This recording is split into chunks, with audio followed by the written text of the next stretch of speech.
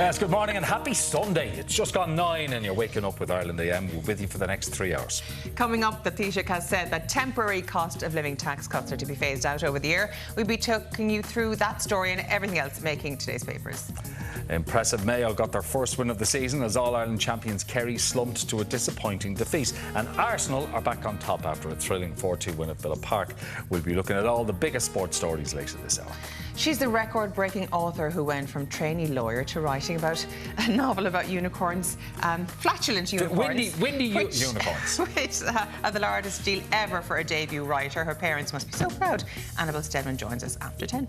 And we'll be taking a deep dive into tonight's BAFTA Awards to address Jenny the Donkey's outrageous snub in all the major acting categories. I think it's an absolute travesty. Shocking. And Father Ted fans, get ready. Comedian and actor Patrick McDonnell, who of course played the iconic Owen McLove, will be stopping by. It's going to be busy, all right. Katia is on the catwalk. What have you got for us today? Hey guys, good morning. Well, we're focusing on looking great while dressing for your next big occasion this morning with stylist Laura Jordan. What are we looking at? Good morning. We are looking at some occasion pieces from Carrickdone for your next christening, communion, confirmation, etc. They're all coming in at once as well. It's springtime. Springtime can be hectic, but I'm still happy it's here, right guys? Yeah. Of course. Longer evenings. We're enjoying it now. Let's check on the news you're waking up to this morning with Cleona Russell. Thanks, Martin. Good morning. Tens of thousands of people marched across Dublin yesterday to show their solidarity with refugees. The march, organised by the Ireland for All movement, was backed by political parties, trade unions, community groups and campaigners, with over 100 organisations supporting the demonstration. A similar march was also held in Sligo. It comes amid rising numbers of anti-refugee protests around the country in recent weeks. UK Prime Minister Rishi Sunak says there's still work to be done on a deal surrounding the Northern Ireland Protocol. It comes as speculation is mounting that the UK government is preparing to announce a new agreement on the post-Brexit trading rules for Northern Ireland early next week. Taoiseach Leo Varadkar also said he was quietly confident an agreement could be signed off in the next week or two. I think there is still work to do. There are still challenges to work through. We have not resolved all these issues. No, there isn't a deal that has been done. There is an understanding of what needs to be done. US and Chinese officials have had their first face-to-face meeting since the US military shot down a suspected Chinese surveillance balloon earlier this month. US Secretary of State Antony Blinken told his Chinese counterpart that the high-altitude surveillance balloon program had been exposed to the world. He also reiterated a warning to China on providing assistance to Russia to help with its war against Ukraine. It comes as the US has accused Russia of crimes against humanity during its invasion, warning that the crimes would not go unpunished. I say to all those who have perpetrated these crimes and to their superiors who are complicit in these crimes, you will be held to account. In the face of these indisputable facts, to all of us here in Munich, let us renew our commitment to accountability. Let us renew our commitment to the rule of law. More than 46,000 people have now sadly lost their lives since an earthquake hit Turkey and Syria almost 2 weeks ago. While fewer survivors are being found, one teenager has been recalling the farewell video he filmed under the rubble. 17-year-old Taha Erdem and his family were fast asleep when the earthquake hit their hometown, their 4-floor apartment building collapsing less than 10 seconds later. Trapped under the rubble, Taha recorded what he thought would be his last ever message on his phone. I think this is the last video I will ever shoot for you. I am dead if I am not wrong. There is close to 500 kg on top of my feet. My feet are gone. I could have hurt my head when I was getting out of there. Incredibly, the teenager was rescued 2 hours later, and shortly after, so were the rest of his family. It's now been 13 days since the earthquake hit 10 Turkish provinces and northern Syria. The Erdem family has been staying in a government-provided tent and are surviving on humanitarian aid. They have lost everything but are grateful to be alive and to have each other. When I saw my family, I wanted nothing else. Leave everything else. This is enough. I wanted nothing else, so I was very happy. Helen Gleeson, Virgin Media News. Finally, for now, the cast and crew of the Banshees of Inisherin will be hoping for success at the BAFTAs later tonight. Martin McDonagh's dark comedy is up for 10 awards at tonight's ceremony in London, including Best Film, Best Director and Best Actor for Colin Farrell. Paul Mescal is also nominated in the Best Actor category for Aftersun. The awards come less than a month before the Oscars, where Irish stars are also hotly tipped for success. Let's see how the weather is looking this Sunday morning. For car insurance, van insurance or home insurance, call the Quote Devil. Unless, of course, you've got money to burn. This morning looks to be largely dry under cloudy skies, with Leinster and Munster having the best chance at some sunny spells. Temperatures ranging from 8 to 9 degrees. The afternoon will see more widespread patchy rain and drizzle with heavy winds in the northwest. Temperatures will range from 10 to 12 degrees. And tonight will be mostly dry again, with the possibility for some light rain in Connacht and Ulster overnight. Temperatures will range between 9 and 11 degrees. For first-time drivers, young drivers, returning drivers, if you've had an open claim or have had too many penalty points. The Quote Devil's always got one hell of a quote. Now let's check on your morning paper, starting with the Sunday Independent. It leads with former GAA star hit Dennis O'Brien for money. The paper reporting that O'Brien has been contacted by Gardaí investigating a former GAA star who allegedly sought hundreds of thousands of euro from people under false pretence. The front page of the Business Post is the headline, "Housing Crisis Risks Economic Growth," warns business leader. The paper writes that the housing crisis is beginning to restrict Ireland's economic growth as multinational firms struggle to convince staff to take up jobs in professional services in Ireland. On to the tabloids, and the Irish Mail on Sunday opens with the headline, "Justice for a Family." The paper writes that a couple who took their GAA club to the High Court after it allegedly excluded their 4 children from training have said they only wanted to see justice done.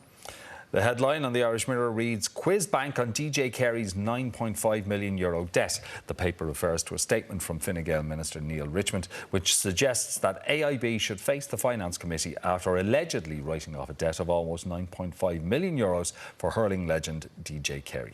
The Sunday World opens on the headline, "Family Fear for Life of GAA Conman." The paper writes that a family member of a GAA star under investigation for fraud has claimed he was placed in a mental health care facility this week after attempting to take his own life.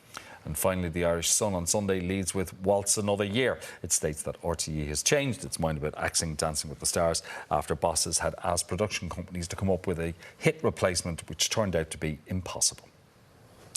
Now, Irish films and actors are being tipped for success at the BAFTAs, which are set to take place in London this evening. One of our favourites to win is Best Actor, Colin Farrell for the Banshees of Inisherin.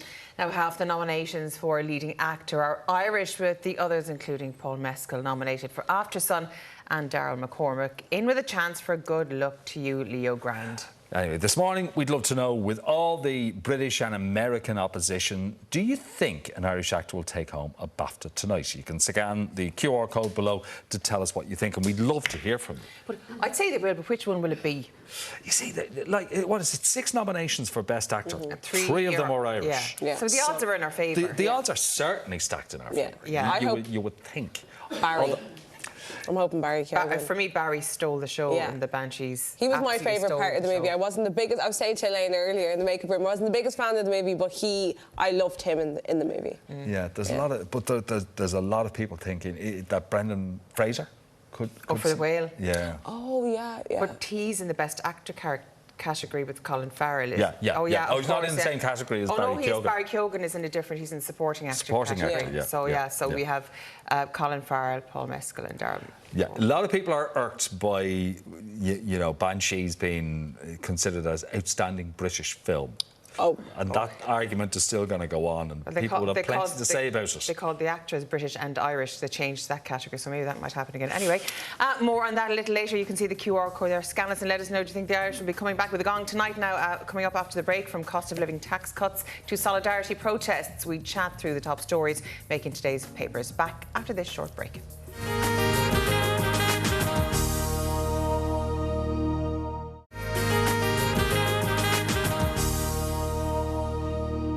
You're very welcome back to Ireland AM. It's time now to take a look what's happening in the Sunday papers this morning with Owen Tomas McDermott, Managing Director of the Communications Clinic, and Linda Maher, Assistant Editor with the Irish Daily Mail. Thank you both so much for joining me this morning, and I suppose we're kicking off today with the cost of living crisis, page 1 of the Daily Mail. Linda, it's what everyone's talking about because it's hidden, of course, in our pockets, and there was news on that. Yeah, I think it's... so Leo has said that they're going to be phasing back the cost of living measures that they implemented, and I think there was always this sense that when petrol prices do eventually come down, when electricity prices, when gas prices, that everything would possibly come down in price. I don't know, can we trust that that's actually going to happen? Will you see it in your weekly shop? Will you see it in your meals out? Will you, you know, so the fact that the government are going to pull back, you have to hope that at the same time prices will start to kind of come back down again, but there's a feeling that I'm not sure we can expect that to actually happen. And I think the government will need to keep an eye, a very close eye on that, because people are still in huge difficulty trying to just meet their normal bills. Yeah, that's a good point. That's it. Well, I think everything Linda has said is totally accurate. I think people are still struggling, and then there is the question on whether there'll be an impact on prices. If you look, for example, inflation is still at 7.8%, which is still comparatively very high. Some would say, yes, it's come down a bit in the last 12 months, but that's still very, very high. If you look at the fuel, particularly gas, for example, that has had an impact on people heating their homes. That price, although the wholesale price is reduced, the price that the domestic customer is going to have is still going to be, again, very, very high. That's a bit annoying when they actually put up the prices in some cases before it hit their wholesale, because we have to bank it and we have to do all of this. Exactly. And we're looking at record profits as well, and it's just very disingenuous. It's grossly frustrating, and people would say it's nauseating to see that these large corporates are making such huge profits, particularly when we know and now know that the wholesale price that they're paying has reduced. You would then look at fuel, for example, which is up for grabs, that they're saying that there is going to be the excise duty on that perhaps will be reintroduced. Also, the hospitality sector is thought that their VAT rate will rise from 9%, which it's at now, to 13.5%, which again might see an increase in prices there. We do know that, for example, though, as well as the inflation being addressed, that the ECB has been trying to manage it by increasing interest rates, but that's having a knock-on effect on people because it's now increasing their mortgages. So as much as there might be a calming in inflation and things like that, we're still seeing the prices being landing on people's doorsteps pretty significantly. So there's talk of a one-off payment, kind of like the Christmas bonus to social welfare recipients, not as generous, but that's coming down the line as well. We still have another electricity payment coming through of €200 on our next bill, so they're still talking about that, but not in relation to a mini budget. That's been ruled out. Yeah, that seems to have been ruled out, and like I think they just need to think. There was very short-term measures, and I think the next measures need to be much more long-term, because I don't think this is going away. I don't think this is going to ease in any way over the next probably 2 to 2.5 years. So the measures that are brought in do very much need to be long-term. So to me, I think one-off payments are not a great idea, because it solves you for that month, for that week, for that, but you're back in the same position the following month, where it needs to be far more sustainable for people. Now, obviously, coming into summer, electricity, your heating bills are all going to come down that bit, but like are we back in the same position then come September, come October? Is everybody back in the same position again? So it has to be long-term. It's just like options. It looks like the government is just playing whack-a-mole from one week to the next, as opposed to having any decent strategies in place long-term for something that's not going away. I mean, the ECB are going to increase rates again. I mean, that's coming down the line, which is going to further impact people's pockets as well as everything else. And if all the other bills, like fuel, which is a huge impact across the board, that isn't causing all the other bills that that we're facing, and plus businesses as well, facing to come down, well, I mean, we're looking for a very grim couple of years ahead.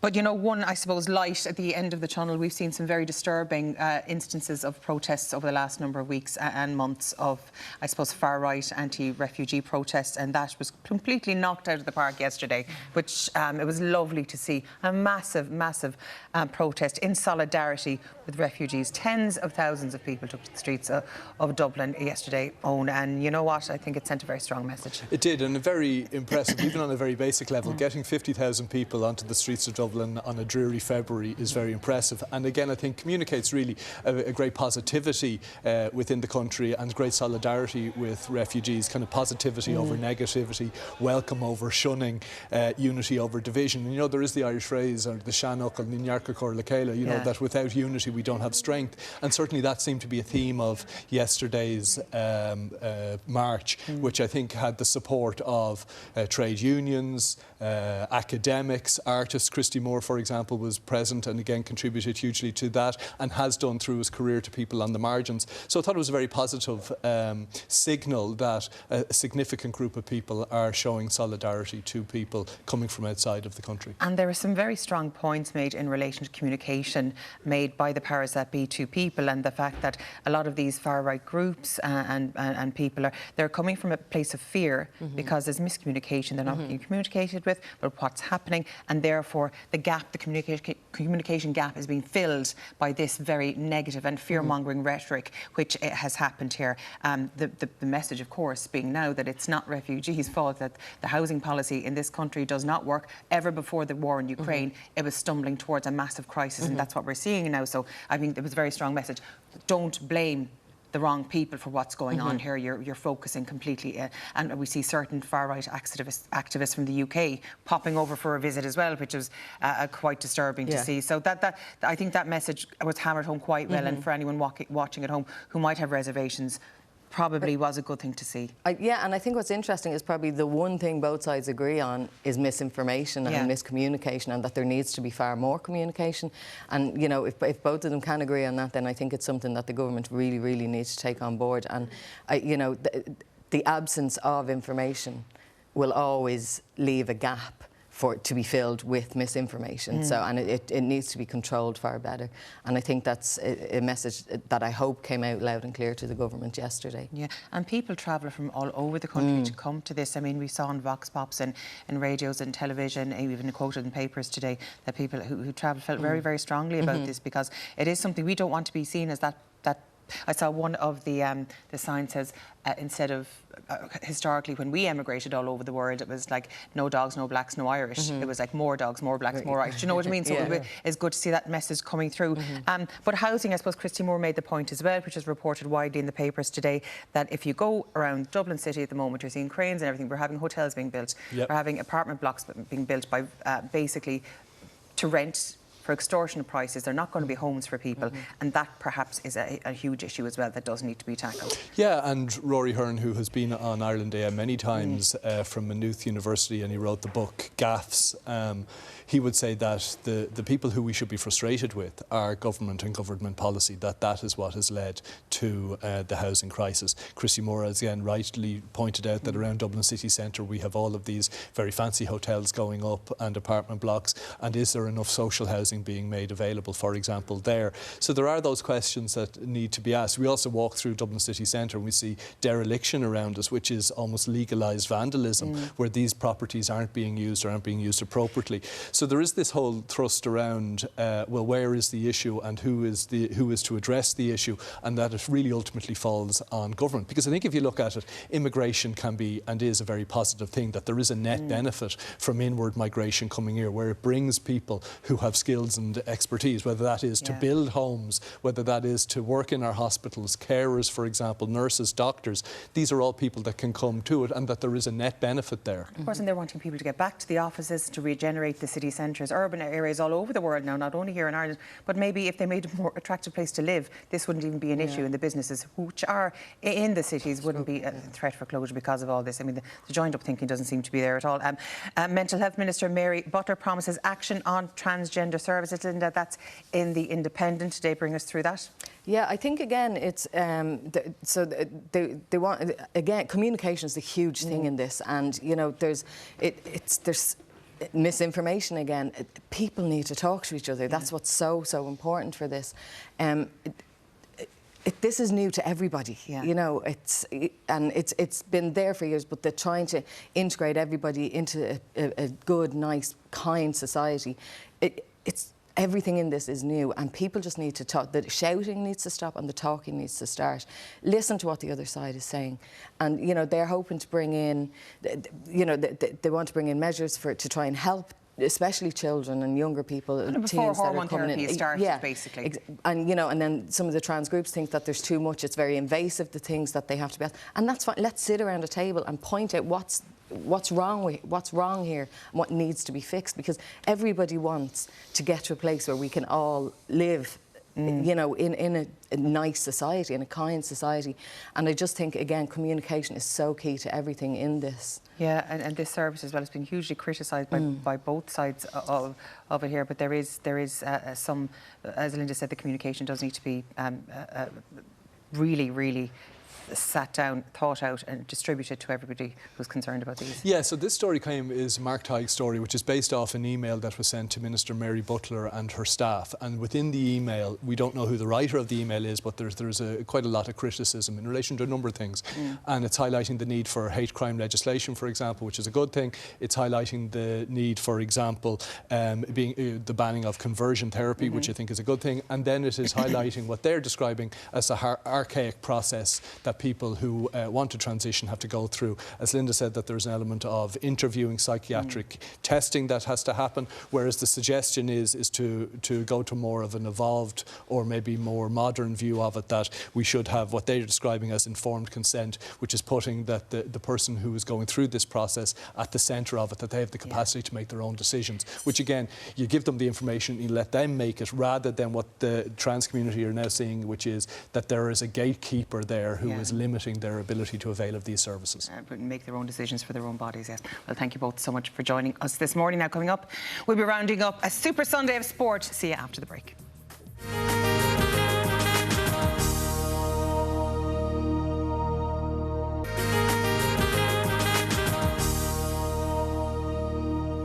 Welcome back. Impressive Mayo got their first win of the season as All-Ireland champions slumped to a disappointing defeat. And Arsenal are back on top after a thrilling 4-2 win at Villa Park. Off the balls, Richie McCormick is going through this morning's top stories with us. But first, here's a pick of the back pages. The Sunday Mirror leads with, "I'll make United best in the world." Potential Manchester United owner Jim Ratcliffe promises to make Manchester United the best club in the world if his bid for the club is successful. And the Sunday Independent lead with Captain Fantastic. Ireland's Seamus Coleman scored a crucial goal to see Everton move out of the Premier League relegation zone. He was Captain Fantastic yesterday, wasn't he? Certainly was, that goal. Whether he meant it or not is another story. He insists that he did, and all, I guess, video replays show that he didn't look for the cross. It went in. It's a magnificent 3 points, much needed for Everton. Okay, he's the 60 grand man. Exactly. 401st appearance there yesterday. I think he's only the 19th, Everton player ever to reach that mark. What he's done since going there is just remarkable. Great player and a lovely forward. Yeah, no, can't fault him. Absolutely. He's one of those awful people who was great all around, really. Anyway, let's start with the first game of the day yesterday in the Premier League and Arsenal's comeback win against Aston Villa, because up to a certain point, up to half-time, I thought Unai Emery's actually getting a sweet bit of revenge here. He certainly is, yeah. Arsenal were really slow in this first 45 minutes, and it was, I guess, showing again, and it happened in midweek, what they were missing with Thomas Partey being out injured. Jorginho's gone in there as a replacement and has been decent, but they really do lack that bit of shape and organisation in the middle of the park. We saw it with the Ollie Watkins goal at the start there. We'll see it again here with the Philippe Coutinho one, where Arsenal are just kind of pulled all over the place. Don't have a real sense of where they're supposed to be and fall behind. It's testament, though, to the team talk they got at half-time from Mikel Arteta and what he managed to instill from Martinez to let that in at the near post. He should have done better there, but then again, Zinchenko shouldn't have had all that room to get the shot away as well. We're seeing here with the chances that they're building up towards the end of the game, and Jorginho is in again an acre of space to get that shot away. Fierce unlucky for Emi Martinez for it to go in off the back of his head, having looked like it was hitting the post and going away, and then Unai Emery laid into Martinez afterwards because he didn't want his goalkeeper going up for a corner. They're only 3-2 down at that stage. He's kind of thinking, listen, we'll either take the defeat, we might get a goal from whoever's up there. Don't leave it wide open for another. Yeah, like you said, I have never told a goalkeeper to go up for a corner. Yeah, never. And I don't know why he did it. It's just Martinez, and it's almost ironic that this is a week in which Emi Martinez's people put it out there that he's probably looking for a Champions League club in the summer. Yeah. Having won a World Cup, he wants to raise his status further than Aston Villa. To see what befell him yesterday, you would say is almost a bit of Schadenfreude is involved in it. There's a bit of dumb luck involved in it as well. But it's kind of he had it coming to a degree. Arsenal didn't have it coming for 45 minutes. They performed brilliantly in the second half, to their credit. That game could have been 7-5. There was shots off the bar from Eddie Nketiah. There were shots just over as well for both sides, actually. Yeah, Leon Bailey had a good chance. Leon Bailey had a great chance, It could have been anything. Arsenal, especially given the result that happened later on at the City Ground, flying because of that. Yeah, of course. Just a quick mention, Jorginho scored. Chelsea can't buy a goal at the moment. Exactly. Jorginho scores. Potter comes out after the game yesterday, the defeat to Southampton, and says, I'm not the problem here. Yeah, I think that would probably be obvious to anybody watching, in that he went in there and you look at what he did with Brighton, which is obviously going to be the yardstick, and he would work with a quite small squad. He'd work with a quite humble squad. What he has been thrown there at Chelsea is a bunch of expensive toys and gadgets, and been told, work with that. He's also been thrown a lot of expensive supporting cast members, and he doesn't have a leading man. They don't have anybody up front to score goals, and that's what's crucifying him. Okay, that could get worse before it gets better.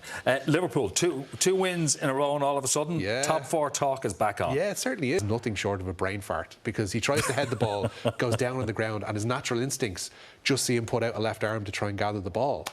And unfortunately, he gets sent off and will miss the Carabao Cup final because of it. And Karius, who people say lost Liverpool the Champions League. He did. Could be between the posts at Wembley next week. He almost certainly will be. Football is a strange and funny thing sometimes. Let's move on to H posts and to GAA. Mayo last night against Kerry. The game was over by half time. Yeah, it was. And Clifford, looked good. They looked really good. Even the introduction of David Clifford didn't really, signal any kind of nerves from a Mayo perspective. They looked like they actually could be the side that Kevin McStay wants them to be. I thought Jordan Flynn had a good game. I thought Mayo, were taking their scores pretty well. They're able to introduce Diarmuid O'Connor, Cillian O'Connor, pardon me. They looked like a serviceable unit. The problem is, you want them to do it when it's a less crowded playing field and there's 2 or 4 teams left in the championship. This is all well and good, and it's a nice marker post for them, and it's a nice little thing to be able to say we got one over the All-Ireland champions.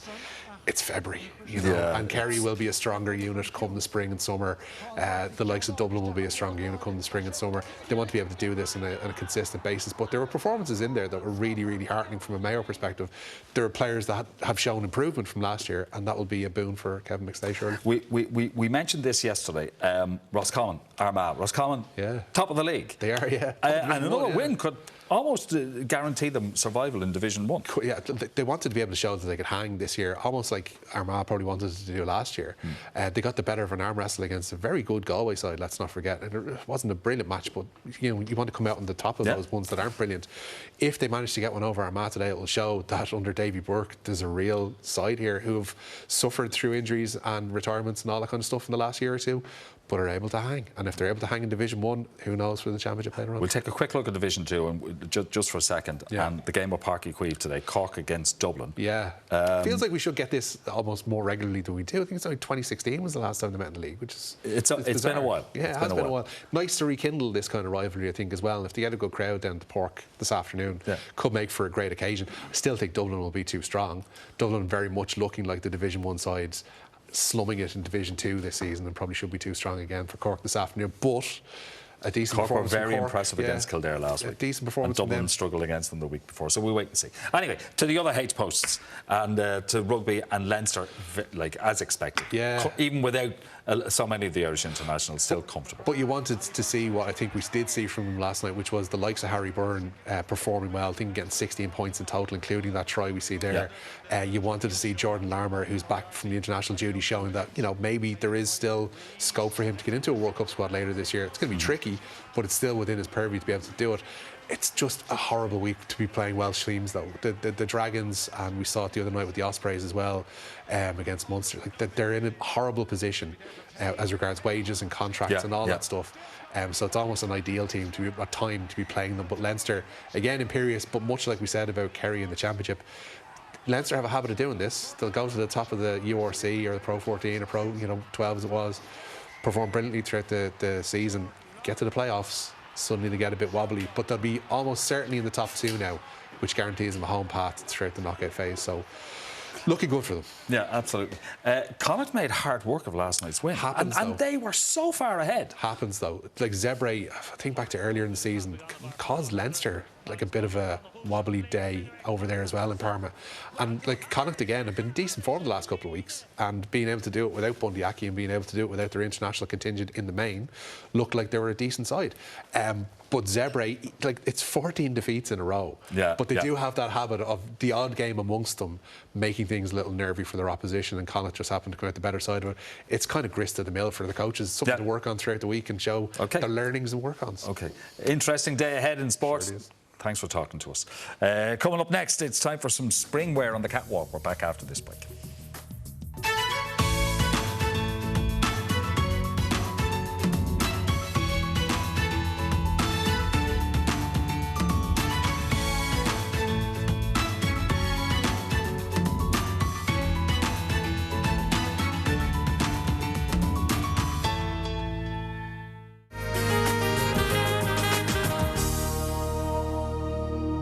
Welcome back to Ireland AM. On the catwalk this morning, we're focusing on looking great while dressing casually. Stylist Laura Jordan is here with some of her hand-picked spring looks. Good morning. Good morning. To our favourite stylist. Looking very fresh yourself today. Thank you. Spring-like, I think it's fair to say. We have some beautiful pieces, all from Carrickdon this morning. So we're going to go dressy for our first segment and then go into some casual pieces in our second looks later on. Starting with this beautiful green piece. Now, the accessories all available in store too. So if you're looking to create your full look, you can do it in the store or on the website. Really easy, simple, bit of sparkle with the pearl drop, as I'm always saying. Pearl near the face really brightens the eyes. Yes, style of necklace as well, but it's lovely. It is. It's quite intricate, so ideal for a bare neck. And that V style is good if you have a bust that you're trying to give balance to. If you want to cover your arms, this allows it to work. So this midi style is Palladoro, an exclusive label to Carrickdon. It's also available in a blue colour, and then you have the cinch of the waist here, but it is elasticated, which is good to note. Available in size small to extra large, but there is flexibility, particularly if you're ordering online. You want to know that there is a bit of elastic and movement. Does that rather than come with it? Or? It's an addition piece, yeah. So this again is from the brands that are stocked in the accessories section of the store and gives a lovely focus. What we could do with this dress is take the belt off and put it with trainers and a little leather or suede jacket to make it work for daytime. So we want bag is picking up the bling as well, isn't it? Absolutely, a really simple, easy, kind of almost bronze piece where we always associate metallic in the gold and silver, so it's lovely to have something that really makes it work for evening. So the accessories elevated for evening, change those or remove them, and you've got a lovely dress that is an ideal day. Perfect, particularly with communion, confirmation, all those occasions. Yes, which we are, as we said earlier, are full of. So here we have a little bit more of a pop in this colour palette. Now, obviously the green is very vibrant, but here we have the lovely, lovely pink, huge colour trend for this season. The accessories starting off, again, the diamante piece here just gives it that little bit of elevation, as does the necklace that we've paired with it, which you need big stones when you're sitting over a high neck, otherwise the piece will get lost, particularly if we have print, and we'll see that in a second. We take the coat off and see the back of the dress too. This is the really simple cover up, again by Palladoro. Everything is available in size small to XL in this collection, so you can get, again, a bit of elastication, bit of movement, drop waist on the coat, but not looking for anything to be fully tailored. Again, we have the lantern sleeves, tiny bit of puff at the sleeve, elastic at the bottom, which allows us to sit it nicely in the crook of the elbow to make it 3/4 length if we want, or else we can have it the full length. And then really easy accessory with it. We've put this in the crossbody. You can also tuck in the chain and have it as a clutch if you want, so a bit of versatility, which is good if you've got multiple events and occasions coming up. Bottega Veneta, isn't it? Very exactly, with the weave and the leather. And again, all available on the website carrickdon.com and in any of their 42 shops shops around Ireland. So there's plenty of places to pick up those items and pieces. I like navy with pink. Yeah. It actually looks great together. It's a good match. I would match as a neutral, because you've got something so bright. You do want to make, if you put black with it, it kind of kills the colour. So navy, if you're wondering what colour to put as a neutral with a bright, that can be the good option for it. This is our last dressy piece. This is a Cobalt dress by Rowan Avenue, another exclusive label to Carrick-Dunn. And again, in terms of the accessories, we've pulled the blue in the accessory too. So again, taking a dress that you could wear with a leather jacket and trainers or something casual, adding the accessories to elevate it to an occasion wear piece. And again, the necklace here, the set's available through the website and the store. And then that really simple flow Palladoro jacket, which we've just seen in pink, also available in navy, and lots of other colours in store and online. They're so handy. Just an easy, absolutely. And over t-shirt and jeans, it really elevates that as well. So again, thinking about how to shop smart. Our price points on the dresses are around 50 to 60, and on the coats a little less in some of the styles. So really easy and simple. When we take this off, we get that flow of satin, which again works with the high waist. So you can see the way the waist is cut, it's elevating and lengthening. Cinch the waist, lengthen the legs, which is always what we're looking for when we're pulling together a look. And this again, really simple, lots of movement to it, and just popped with the bag, which gives a little bit of cream kind of finished. White with blues too stark, cream softens it slightly, and when we're looking at that sharp fabric and that kind of flow and cut through it, so a nice way to finish that again. Are the accessories sold separately, or do they come in a set? The earrings and they're sold separately but available to purchase side by side, if that makes sense, through the website. It's all available to purchase there and also in the store. They're beside each other on the rack but sold separately. I have to say, I'm learning a lot. I'm going to take that tip about the blue and the cream. Very good tip. Thank you so much. We'll see you later on. Now, still to come, we delve into Ireland's BAFTA nominees ahead of tonight's awards. And calling all Father Ted fans, Owen McLove, aka Patrick McDonald, joins us for a chat. Don't go anywhere.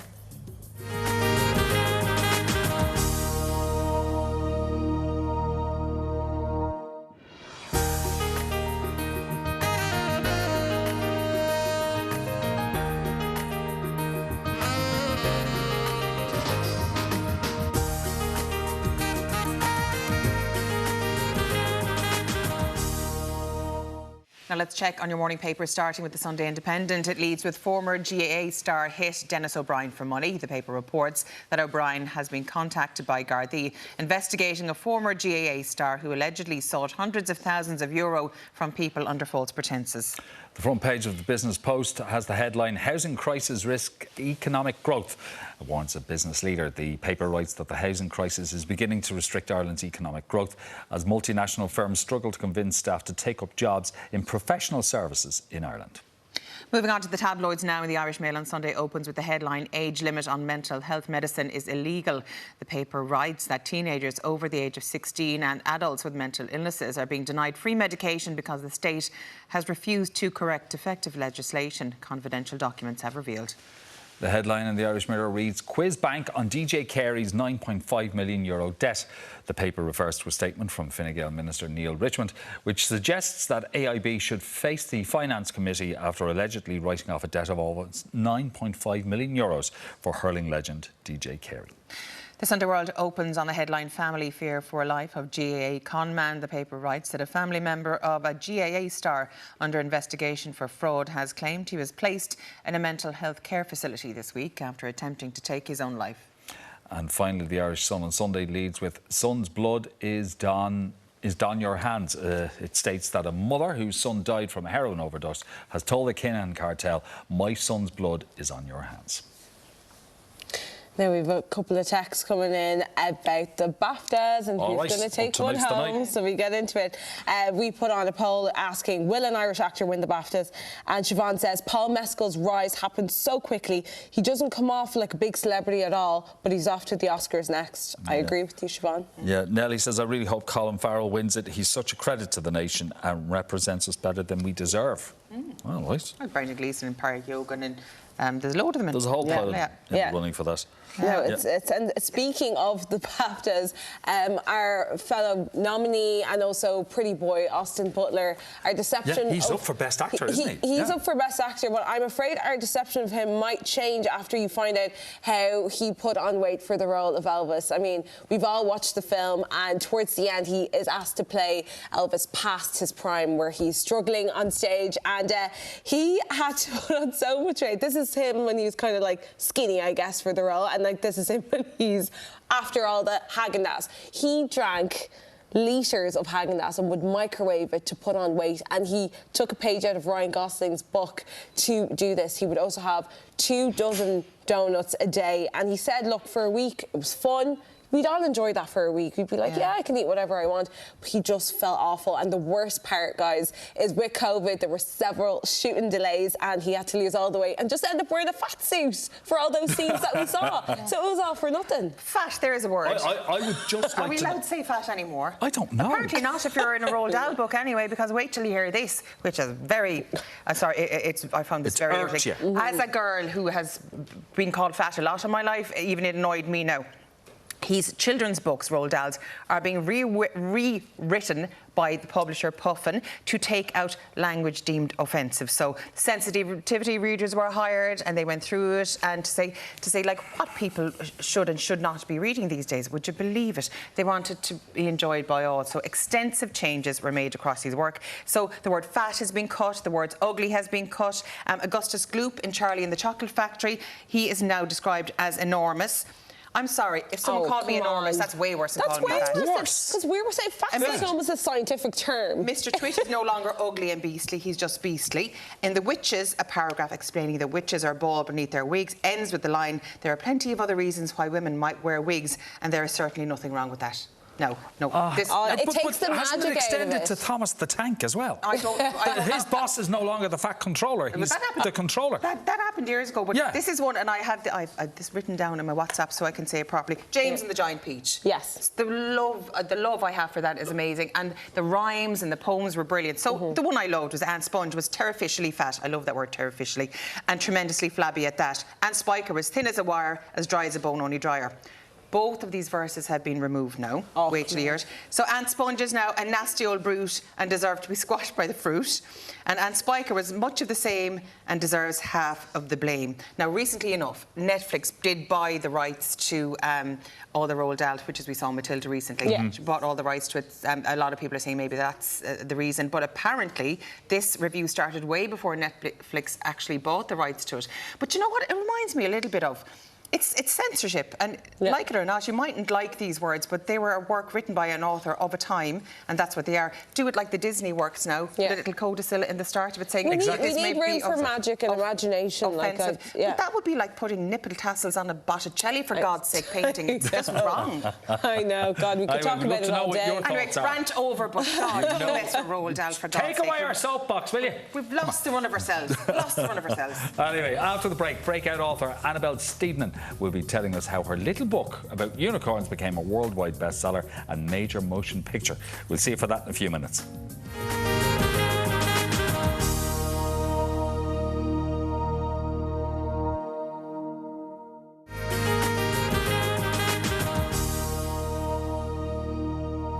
Welcome back. Our next guest walked into college looking for a law degree, but quickly realised that her true passion was for unicorns. Annabelle Steedman joins us now to chat about her first ever published book, Skander and the Unicorn Thief, which has now been optioned for a multi-book series and a feature film, which is not too shabby. Not too shabby at all. So listen, this has been quite quick, in truth. So you were studying law, you're working in law, but you discovered unicorns was your speed. Yeah, I mean, I had the idea for it about 9 years ago. So I had this idea of a boy and a unicorn that wasn't quite the same as what we expected. Ferocious unicorn. And I thought that'd be a great idea for a book, but then I tried to be sensible and carry on with my law degree and carry on with that. And then it just wouldn't leave me alone, this idea. So who gave you the notion you need the steady job? Was that you, or was that somebody in the family? It was definitely me. I've always been a kind of pessimistic, sensible person. I'm a glass half full kind of person. So I think I needed something steady. I needed something where I could see the career path, because it's quite hard to know how you become an author. It's one of those things that's quite difficult to almost find out. Well, 9 years ago, you said you started getting this idea for this series. Were you always interested in writing as a child? It's just something you always did? Yeah. So when I was about 8 years old, I kind of realised that the people on the spines of books were real people, and it blew my mind. You know, you can actually do this as a job. And I wrote my first book when I was about 13 or 14.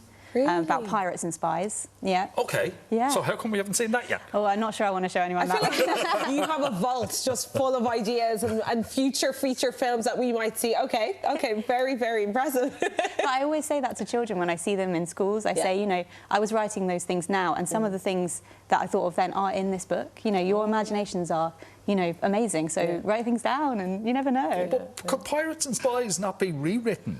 It might be able to. The main character, it looks a lot like me, I have to say. She's called Isabel as well, so... Yeah, Isabel, Annabelle. Yeah. It could work. Let's deal with Skander first. Yeah. But now, we'll get to Skander now, but your first book, you did write a comedy about lawyers, something about that, but obviously that wasn't picked up initially. But what was the premises of that book? I'd love to know. Yeah, so it was kind of like courtroom drama, kind of family sort of epic story about lawyers, because I used to be one, and so I think it was maybe a cathartic book, and I needed to write it, but I was writing that and Skander at the same time, and Skander was kind of like my light relief, but that was kind of the one that was closest to my heart. So. It has been amazing always. There are life events that have happened that have influenced you a little in some of the decisions that you've made, and going through a divorce, now not your own divorce but your parents' divorce, was that a factor? Yeah, I think so. I mean, I think when that's going on, I think you sort of want to escape from it in a way, and I think books for me was that. It's escapism. It was kind of going into these other worlds and kind of like forgetting what was going on. And, you know, my mum was wonderful, and she brought 3 of us up on her own from that time. And her kind of determination to do that really showed me that you can do anything. So I always think that she's such a big inspiration to me for that. Right, let's talk about the book. It's billed Bloodthirsty Unicorns, but it is a children's book. Yeah. Talk me through that. Yeah, so, you know, imagine we found out that unicorns were real and they were ferocious, and we had to send our 13-year-old children to try and tame them. And it's based in this world very much so. At the beginning, we follow Skander, who's 13, who really wants to become a unicorn rider, I think as you would, to learn elemental magic. And so... yeah, you kind of... there's that kind of aspirational part of it. And there's 2 kinds of unicorns, the really, really bad ones, the wild unicorns. They're kind of like skeletal and scary. And then you've got the ones that have the riders. And they're still a bit ferocious and magical, but that bond with their rider kind of makes it kind of something, hopefully, that children want to do. Yeah, these aren't your pink, fluffy unicorns. Not like the fun unicorns. Second. The fun unicorns. The fun ones. Yeah. The fun ones. These are quite different. Now, I have to bring this up because I have a 2.5-year-old granddaughter who thinks it's hilarious when somebody, you know, breaks wind. And, and there's a bit of this with the unicorns. Yes, yeah, you know, so there's the elemental magic. We've got fire magic and water magic, earth and air. And so I thought, how can I do something silly with fire? And so there's kind of lighting your own farts kind of... Right, OK, they're turbocharged unicorns, shall we say. The book is fantastic, yes, but it's not going to be the last one. I'm loving the illustration there, but do you know why you opted for fantasy and why that was the winner for you? I think it was just always the books I was reading when I was growing up. You know, I was always wanting to access those other worlds and imagine myself there. And I used to kind of play games about kind of being in other worlds. And I think I wanted to write something like that. But, you know, with the cover, you never know if the thing in your head is going to be... someone's going to be able to capture it. And as soon as I saw that, I thought, they've got it, you know. Gosh, it's one thing to get the book deal. That is amazing. But it's been optioned for a movie as well, which is fantastic. And it isn't just... people get their books optioned and it sits and does nothing for several years. This is a work in progress. But you're part of the process. Yeah, it's been amazing, actually. So the script is finished, and I got to read it and give comments about it. It follows the story of the book. And as an executive producer, you know, I get to say things about my opinion, which is really, really great. And I think I can't wait to see it, to be honest. I think it's going to be incredible. And it is a 5-series book, so they don't know what happens. So your input is extremely important. You have all the creative direction, I suppose. Yeah, it's good. I think the second book now, the screenwriters read the second book. Yeah. And so that's helpful. We can kind of build some of that into the first script. So there's, you know, hopefully be more than one film as well. Yeah. But yeah, there's 5 books. So we've got a long way to go. And I've got everything planned out. So... All right, OK. But could there be a 6th and 7th book? Well, I don't know. I think because the characters are 13 and then in 5 years they grow up every year, the 18. So I think that feels like a natural end. But there's always room for a prequel, you know. You never know. Well, of course. you never know. Listen, it's worked with fantastic beasts, so why can't it work with Skandar as well? It is fascinating.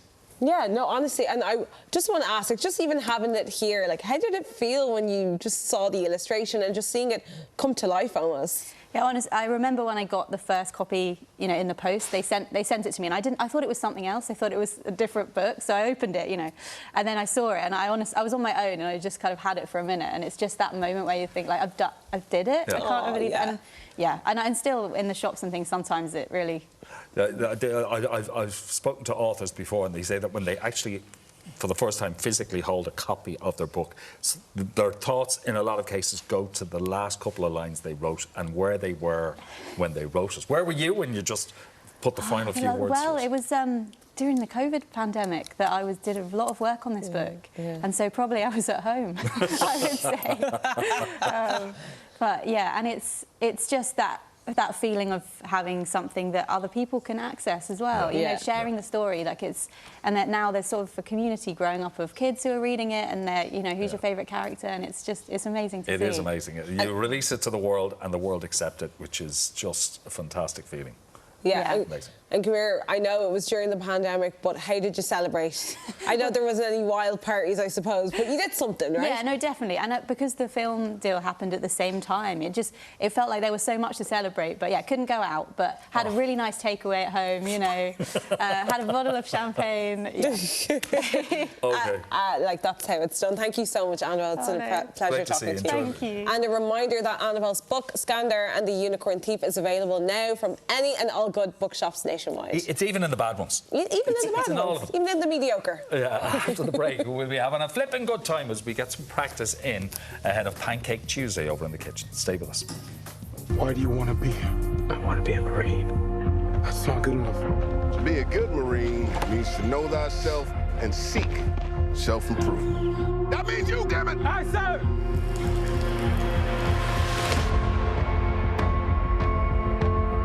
They kicked you out, didn't they? My mom, she won't even talk to me. Most of my friends are dead or in jail. If I die in this uniform, I'm a hero. Somebody. Boot camp is supposed to break you down. Want to go home? If we leave, they win. I could have left you at any doorstep.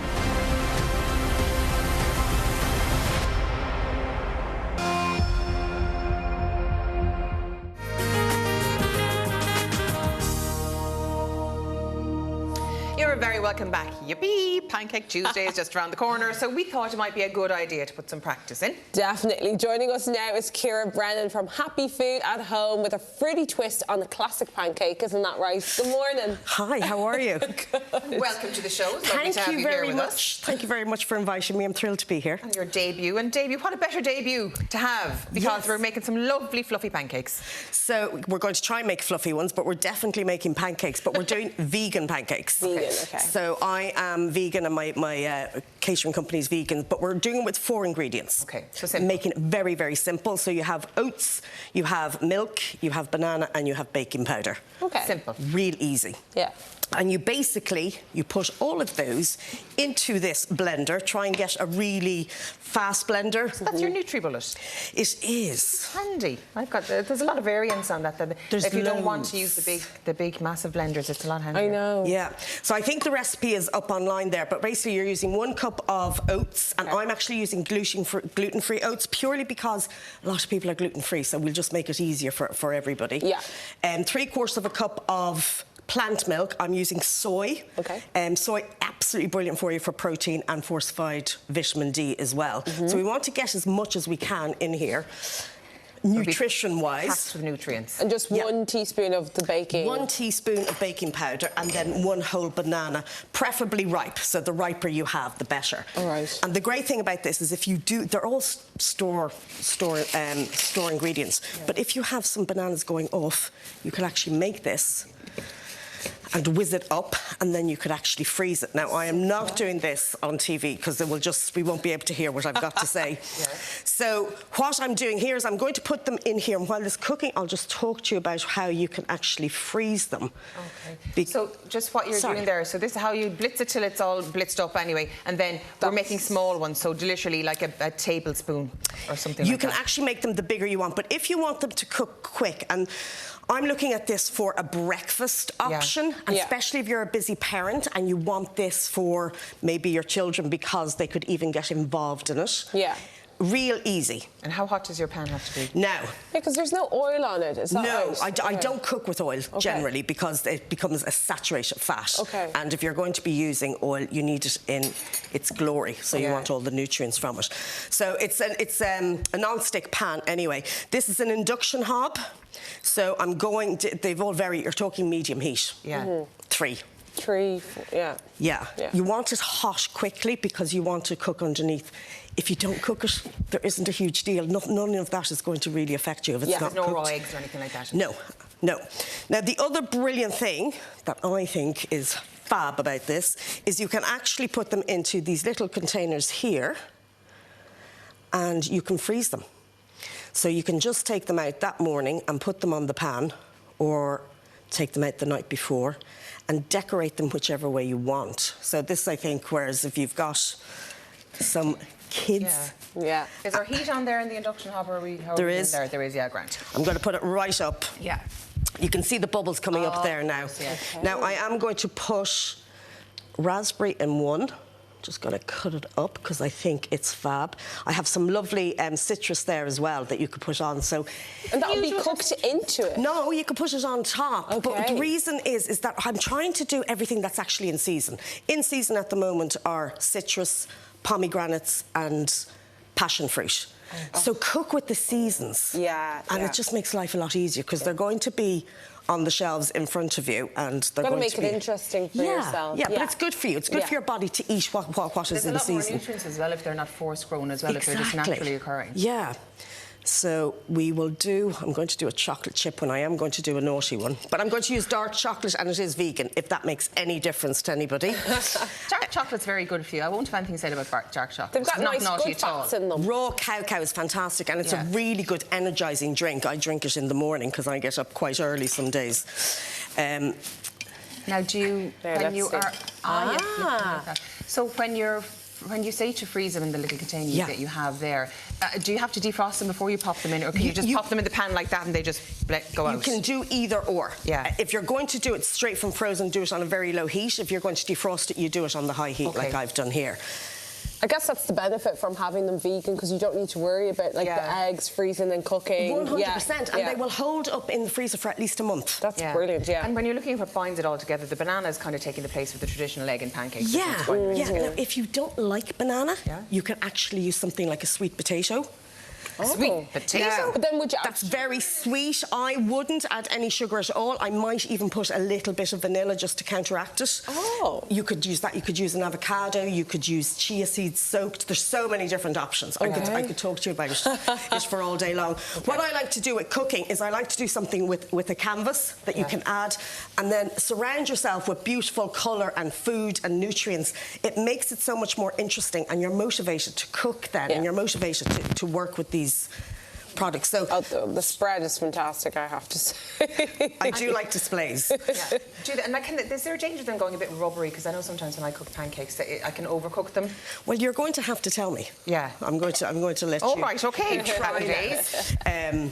So, as I say, now that I love it when it's like that. That's when the I never get the colour melted. right. Like I always thought I needed mountains of oil to have a nice brown colour, but that's great. You can use it actually, and especially when you're baking, don't use oil. There's no need for it. Yeah. Now, I did have that on before, and I did try one or two. Yeah. Because your first ones are always the first ones are dodgy, aren't they? Yeah, absolutely. With the best will in the world, they always go, you know what, up. Another thing about nuts, and if you're going to be doing nuts and seeds, and again, you've got more protein then, is soak them, even for 20 minutes. Yeah. Just for nutritional That just makes it easier to break apart, or what? It's better to digest them so the fibre distributes more evenly as opposed to just going straight in, and sometimes that can react in your system. So I work with a brilliant dietitian all the time, so I get all the good facts about tips. that. Yeah. Fantastic. We can do... So what are we putting over the pancakes then? A little maple syrup. And I am going to do something a little naughty for you. OK, what naughtiness is here now? It's actually a vegan chocolate ice cream, but it's made from byproducts. So there's no coconut oil, as you were saying, because I know you don't like that.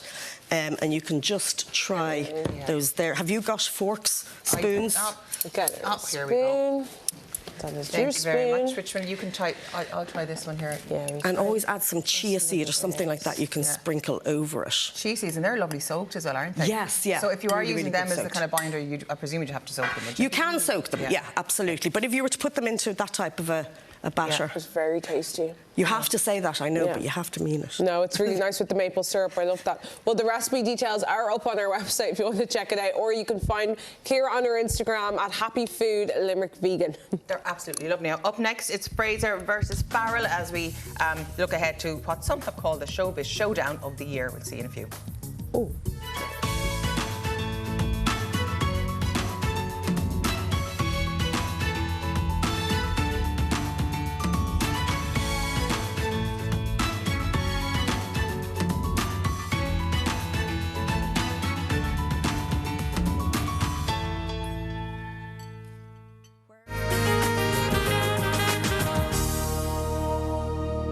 Welcome back to the show now with 16 nominations for Ireland going into tonight's BAFTA Awards. Surely we're going to have to win something. Yeah, joining us now to break down the odds is our own panel of movie buffs, Rory Cashin from Joe.ie and Olivia Fahy from Geek Ireland. Good to see you both. How you doing? OK, record number, 16 nominations, as Elaine said. Has the international acting world finally copped on that we are just more talented than everybody else? Hopefully, you know, it's about time, I think. But it is fantastic, 16 nominations. Oh, it's tremendous. Like, this is the year you almost want to be at the Oscars, just to chat to all your Irish friends, because, like, if you work in this industry, you know everyone in the acting. So you'd be like, Colin, and he'll single you out on the red carpet to talk to you. So this is almost the year you'd want to be in LA to chat to them all. Yeah, because of course a lot of people would have followed their careers from when they were really, really young, right? Or line danced with them. Yeah, or line danced. Yeah. So they do take care of their own. The Irish gang are absolutely brilliant. But when we look at the Banshees of Inisherin, I suppose that's what we have to talk about first, Rory. That's got the most nominations of any Irish movie for quite a while, if ever. Is it ever? I think In the Name of the Father was up there as well. Anyway, yeah, but.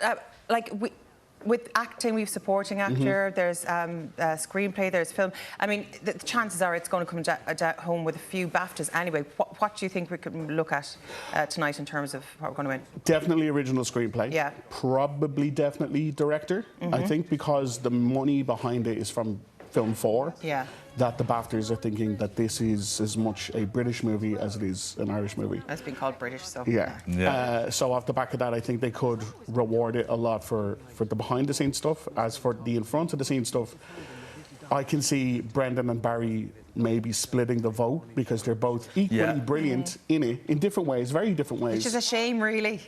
That always happens whenever there's multiple acting nominations for one movie. People don't know who to vote for, so they vote for both, and then you could get a secret surprise person who wins the award at the end. Yeah, somebody else could come sweeping through. Now, I know it's irked a few people, Olivia, that's being called a British movie, but of course because of the money behind it. And because of Mark McDonagh as well, maybe they're claiming a little bit. But if Mark McDonagh was a footballer, he'd be declaring for Ireland. Oh, definitely. He wouldn't be doing a Jack Grealish and a Declan Rice. He would be definitely declaring for Ireland, because he's very proud of his Irish roots. He is indeed, and even when I actually got to chat to him on the red carpet of the Banshees premiere here in Dublin, and I said to him, I was like, Irish people just seem to trust you with, you know, our heritage and things that are all things Irish. And he goes, I'm very glad to hear that, because it wasn't always the case. And I think he's definitely learned how to represent Ireland in the way that I think we want to be represented. Yeah, if you call him English, he's not too happy anyway. No, he's not. Not at all. So, got to be biting our lips there. But I mean, we're looking at the BAFTAs tonight, and of course, not only do we have the acting nods with, of course, Darrell McCormack, Paul Mescal as well in there. Darrell's up for Rising Star Award. Colleen Kuhn is in there as well, which is knocking out of the park with all the reviews it's getting. Looking forward to the Oscars, which is, of course, the main stage for a film for every year. Is it a good indication of what we can expect in Oscar time? Rory's already Yeah, so we were actually speaking about this a couple of days ago. It actually isn't really. The BAFTAs like to throw us a couple of curveballs coming up to the Oscars, and 9 times out of 10, it's never the same winners at the end of the day. So I would actually say the SAG Awards are probably a bigger indicator. The Screen Actors Guild, just purely because they've got the same or very similar voter pool. So usually that's where you're going to see a lot of the similarities. And I think the SAG Awards are actually going to be the week after next. So they're coming up shortly after the BAFTAs as well. So it's all going to basically lead up to what we could potentially see at Oscar Sunday, but who knows? OK. It's been a while, Olivia, for this nomination coming up for Colin Farrell. People think, why hasn't it happened sooner? I know. I actually personally think that he should have been nominated for In Bruges way back in the day. I thought that was a spectacular performance, and he won the Golden Globe for that as well. So luckily it wasn't history repeating itself where he wins the Golden Globe and doesn't get the Oscar nod. So fingers crossed. But unfortunately, I do think he's in a very, very tough category this year. You've got Austin Butler in there for Elvis as well. I think the front runner is Brendan Fraser for The Whale, which is an absolutely spectacular performance. And of course, his story leading up to all of this, you know, you'd be hard pushed not to vote for him, you know. Yeah, the sympathy vote. Well, you know, but that film itself has been criticised for a lot of people for its portrayal of overweight, of fat people as well. So you never know. That narrative could have changed things, because there's a huge campaign going on. I was just looking earlier on, like the lads from the Banshees, it looks like they're on the campaign trail for the next presidential election. They must be absolutely banjacks because of it. Because really, it's hard work. You have to lobby for all of these votes, which I say people don't really seem to realise. No, like it's as much a popularity contest as it is anything else. There was the thing a few weeks ago about Andrea Riseborough, who there was a big investigation into her nomination purely off the back of the fact that some of her fellow actors decided that she deserved the vote, and it felt like, is she cheating because she was getting popularity vote? And it turns out no, it is exactly that. It's like being prom king. You have to get everyone on your side to win it.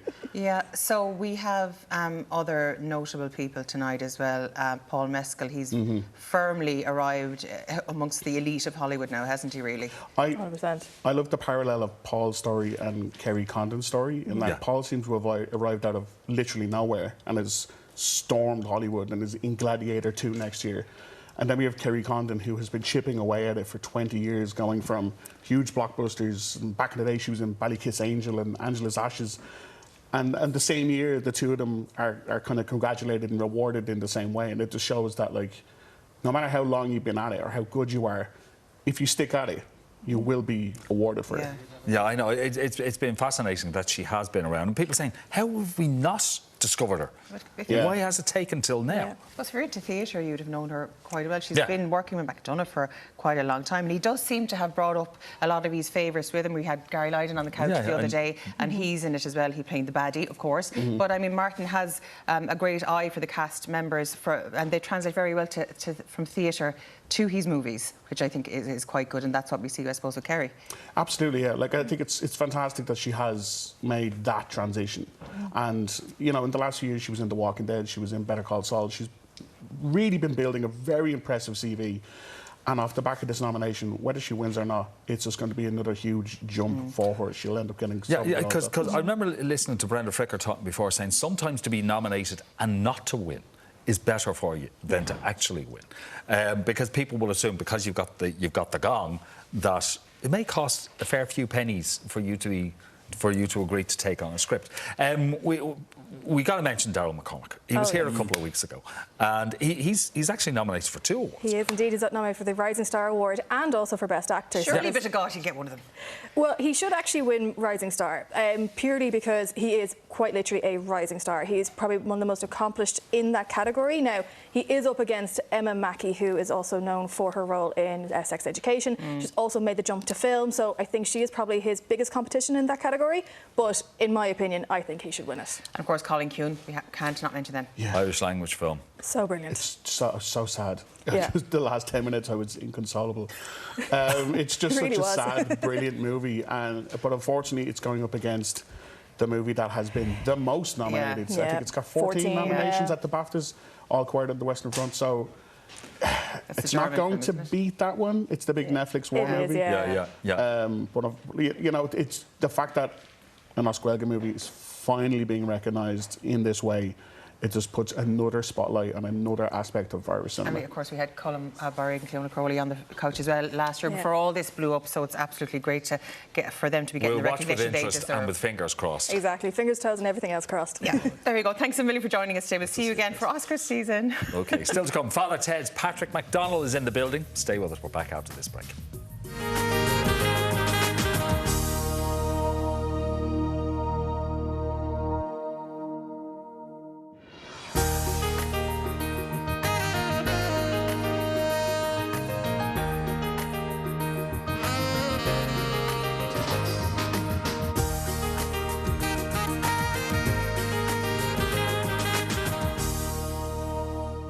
Now let's check on your morning paper, starting with the Sunday Independent. It leads with former GAA star hit Dennis O'Brien for money. The paper reports that O'Brien had been contacted by Gardaí investigating a former GAA star who allegedly sought hundreds of thousands of euro from people under false pretences. The front page of the Business Post leads with housing crisis risks economic growth, warns business leader. The paper writes that the housing crisis is beginning to restrict Ireland's economic growth as multinational firms struggle to convince staff to take up jobs in professional services in Ireland. Moving on to the tabloids now, in the Irish Mail on Sunday opens with the headline, "Age limit on mental health medicines is illegal." The paper writes that teenagers over the age of 16 and adults with mental illnesses are being denied free medication because the state has refused to correct defective legislation, confidential documents have revealed. The headline on the Irish Mirror reads, "Quays Bank on DJ Kerry's €9.5 million debt." The paper refers to a statement from Fine Gael Minister Neil Richmond, which suggests that AIB should face the Finance Committee after allegedly writing off a debt of almost €9.5 million for hurling legend DJ Kerry. The Sunday World opens on the headline, "Family fear for life of GAA conman." The paper writes that a family member of a GAA star under investigation for fraud has claimed he was placed in a mental health care facility this week after attempting to take his own life. And finally, the Irish Sun on Sunday leads with, "Son's blood is on your hands." It states that a mother whose son died from a heroin overdose has told the Kinahan cartel, "My son's blood is on your hands." Right, some more BAFTA texts that we could get into because I think people are excited for this evening. Tig here says, "I remember seeing Kerry Condon in the theatre years ago. She was head and shoulders above the rest of the cast. I knew then if there was any justice, she'd get an Oscar someday." That's Tig. OK, yeah. Nora says, "I remember when you'd see Colin Farrell in Dublin just getting a coffee or whatever. If he did that now, he'd be swarmed. Delighted for him and all his success." Do you know what? I don't know if he'd be swarmed. Part of me still thinks he'd get a coffee and just stroll down the street. We'd have bumped into him the odd time over the years. He's Many just so nice and normal. Yeah. Brendan Gleeson is nice and more. Barry Keoghan is one of the nicest fellows you'll ever meet, and he's taking Hollywood by storm at the moment. Yeah. I mean, Paul Mescal, I've never look at me dropping names. But like, sorry, I don't. I'm Now you know like that. we have to live with. Yeah, I know. But like, they just to show that I think Irish people in general aren't full of notions. They're not like, they're just, you do your job, you come home, and you're not like around the place with an entourage. The people around you grind you in Ireland. That is one thing. Oh, yeah. Though they'll bring you right down. Bono tells the story of being on Granton Street and he was looking in a window and two girls were there and one says, "That's Bono," and the other woman said, "So?" Yeah. it's the reality stars that come back from the likes of some reality shows we shall not be named, that come back with mad notions about themselves, and they need to cop on a small bit. Absolutely, absolutely. Not our Greg, we love Greg. Yeah, we love Greg. But we will be watching it all. tonight at 9 o'clock, or at least DVRing it so that we can watch it after the BAFTAs.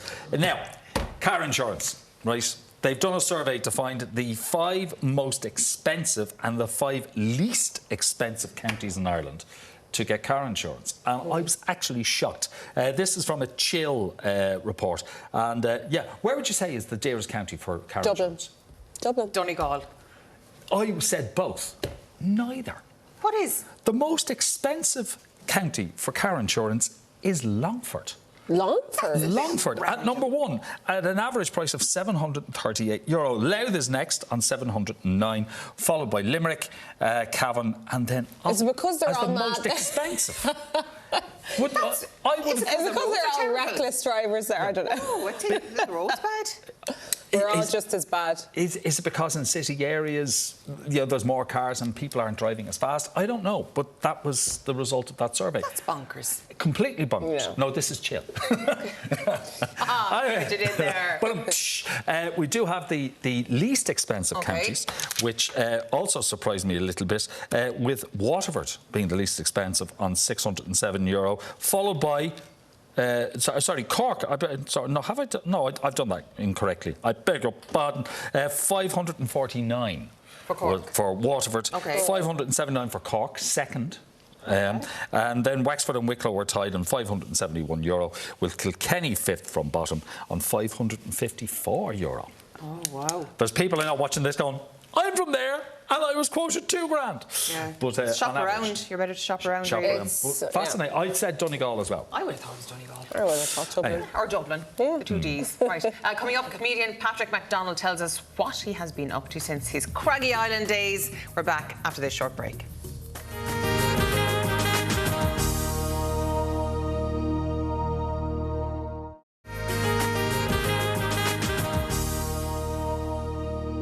Welcome back. Despite spanning just 3 seasons and finishing almost 25 years ago, Father Ted is still one of the best-loved comedies of all time. There were many beloved characters, but none who could pull off a knitted jumper quite like our next guest. It's Owen McLove himself, the one and only Patrick MacDonald. Let's take a quick look of him in action. I'm Owen McLove. That's who I am. Hello, Owen. You're very welcome. Right. Well, I'll leave you alone then. I'll talk to these two. Yes, Owen. What'll I do if the old one says something and I don't know what to say back to him? I don't know. What about the tech look one? He's looking a bit weird. Owen! I smell wee. Where's that from? It's this one here. This one smells a wee.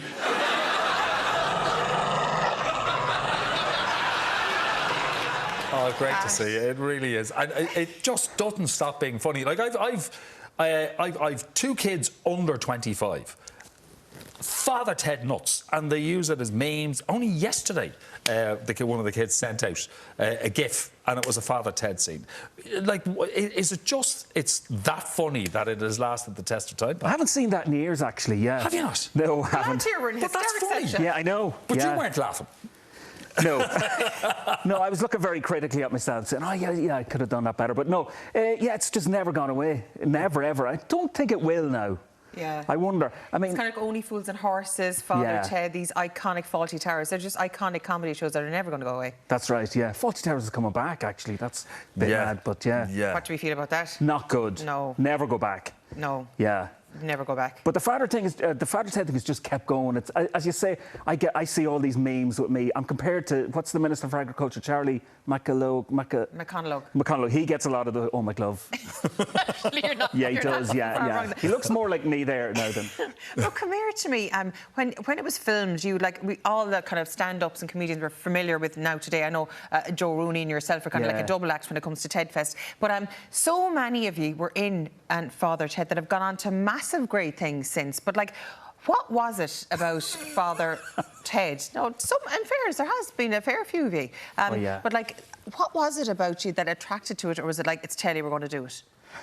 I don't know. We were just very lucky. I just happened to start doing comedy just when it was going out, just after the first series went out, and it was very quickly after that the writers thought that they could find a part for me. Yeah. So it was only within 2 years. Do you know what I did just before I did Owen McLove? What? I sold jumpers. That was what I did. Okay. Are you taking it? No, I'm not, no. I worked for years in the Dublin Woolen Mill selling jumpers and knitwear. Right. Yeah. And was that your suggestion that the jumpers be introduced? I think I said it to them, because I used to show off in after gigs how I could fold the jumper really well. So, you never told me that before. Yeah, yeah. I've interviewed you loads. No, I know, and so I mean, jumpers were my thing, and I do love cake as well. Yeah, and put the two together. Put together and you get jumper cake. Yeah, of course you get jumper cake and you get comedy. But the programme had like all comedy shows. The first year you're kind of testing the waters. Second year it really kicked off. So when you came into it had become massive. such a success. Yeah, we were rehearsing all week. And I thought, oh, I'm really funny, I'm doing really great at this. But when we got out on the set, the audience erupted. For every time the four main cast spoke, they erupted with laughter. The buzz of that must be amazing. Oh, it was amazing, yeah. It was crazy now, yeah. And people dressed as the characters in the crowd. And it still happens at TED Fest. Oh, it still happens now at the TED Fest now in a couple of weeks, yeah. OK, do you get tons of Owen McLoves showing up for TED Fest? You get some Owen McLoves. Generally, the Owen McLoves are women. Really? Yeah. Yeah. Women? Is it because, how does that work? Well, goofy hair? I don't know. Yeah. Oh my God, here we go. What is that? That's TED Fest. Oh, that's me being chased at TED Fest last year by old women, yeah. Old women. Yeah. But tell us about TED Fest, though. I mean, it's one of these things. It's like Oxygen back in the day. It's Longitude now. It's a festival that's there every year and it ain't going anywhere. No, absolutely. How did it come about? It's sold out pretty much now at this stage, but you can still get tickets if you're willing to glamorous camping. There's no hotel beds. No hotel beds. Yeah. But you can still, if you want to camp, there's still tickets. But it just keeps going. Again, it's a phenomenon now. It is absolutely mad. Like, the people there are all bonkers. It is great crack, and it's a bit scary as well, I have to say. You look a bit terrified, actually, as you're talking about it. Yeah, exactly. What's the weirdest things fans have done with you, or to you? I couldn't repeat it. It's too early, you know, what they do. But it's just crazy. And they come dressed as everything, like spider babies. What? That's the worst. Spider baby. It's a reference to something that Dougal said in the first series or something. So people go that far. Yeah. Oh God, they really done a deep dive into it. Absolutely, yeah. Spider babies. Yeah. And I host the blind date competition. Tell me about You'd that. have to. Yeah. So we get people up and we do the actual traditional blind date and we get them together. I hope none of them ever marry. They're not suitable, really. To marry each other or anyone to at all? To marry each other or anyone, yeah, I think so, yeah. But it's great fun. It's great crack. And how long does it go on? Are you genuinely trying to match people up, or is it just a bit of a... I hope it's a bit of a laugh. Yeah? Yeah, it is, yeah. Okay. But, so it goes on for about an hour and it's great fun. It is always... I'm better than Cilla Black. Well, Cilla Black looked at what you did and decided, I can't compete with this anymore, and stepped away. That's right, yeah. So we mentioned Joe Rooney already. Of course, you not only were in Father Ted with him, you not only are doing TED Fest with him, you've got an old podcast as well. Talking Ted. Tell us about that. Yeah, we did a first series there last year, and we're going to do the second series this year. So it's been a great success. I'm amazed at the amount of people who listen to podcasts and have said they heard it. Yeah. What way does it work? Well, we look at it. We look at each episode and we talk about it. So we discuss what's going on in the episode. We put it in the context of the time, and we talk a lot about politics and sociology, whatever that goes on in the quite deep. And then we interview people who were involved in the show. So last year we had Ardal Hand and Arthur Matthews and other people, and this year we're getting other special guests in to be interviewed. So fantastic. Look forward to it. It's just if the two of you can actually find some time off to do it, that would be a big help. That is it. Yeah, it's very hard to pin Joe down. Yeah. He's a busy man. Busy and fabulous. Stand up. It's of course. That's your forte. That's what you love doing. Absolutely. Has the landscape changed? Yeah, it's good now, actually. I think stand-up's taken off a bit in Ireland. A lot of shows are doing very well. And, there's a lack of panel shows, though. There's a lack of panel shows, but the social media's really taken off, which I don't do yet. I'm going to have to. See, that's the problem. Has that changed things for the good or the... Well, I don't know. I mean, it's good in this respect that a lot of shows are selling out. Yeah. You know, a lot of people are getting more into it from that, definitely. Mm-hmm.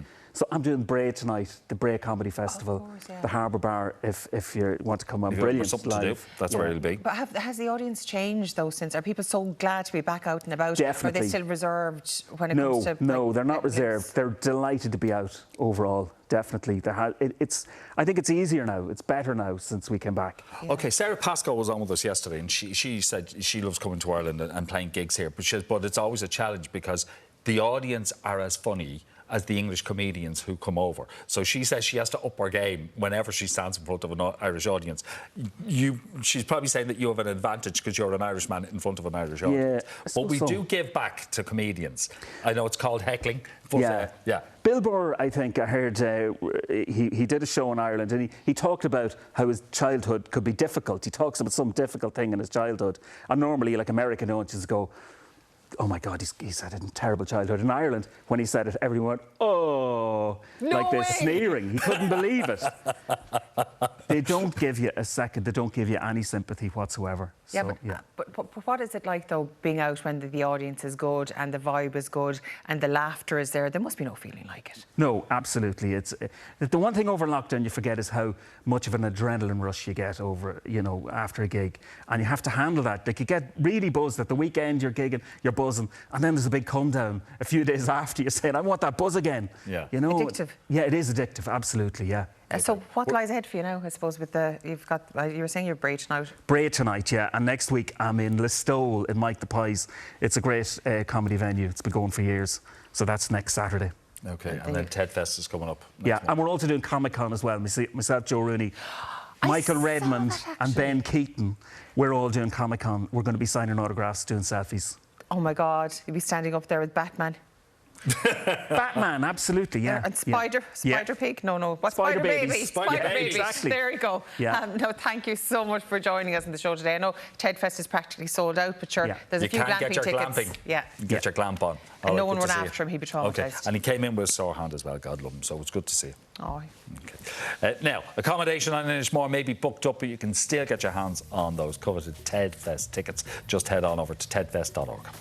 Now, coming up, we're back on the catwalk with more spring wear. See you in a few minutes.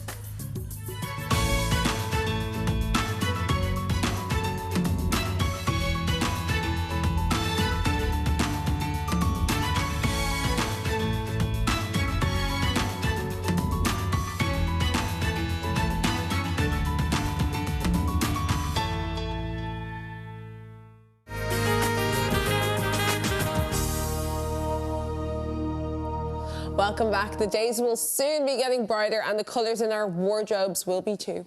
Stylist Laura Jordan is back with some more casual spring wear. Good morning, Laura. Good You're bringing morning. a lovely glow of colour to us as well. Thank you very much. Yes, we are thrilled to say that spring is on its way, and with it comes lighter, brighter colours. So we have a selection from Carrick-Dunn this morning, all available in their stores and online. Yeah. We're looking at slightly more casual, but still with a little bit of edge for our first look. It's quite in terms Chanel of looking, isn't it? Very, Chanel. Yes. It's that classic timeless look that doesn't really go out of fashion in terms of the notch details on the lapel, the gold buttons. We've just gone with a nice bright colour. Starting with the earrings again. I love the little pearl sitting within the circle there, quite contemporary in style. And as I always say, pearl does lighten and brighten the face, as does the white we have as the top underneath the blazer.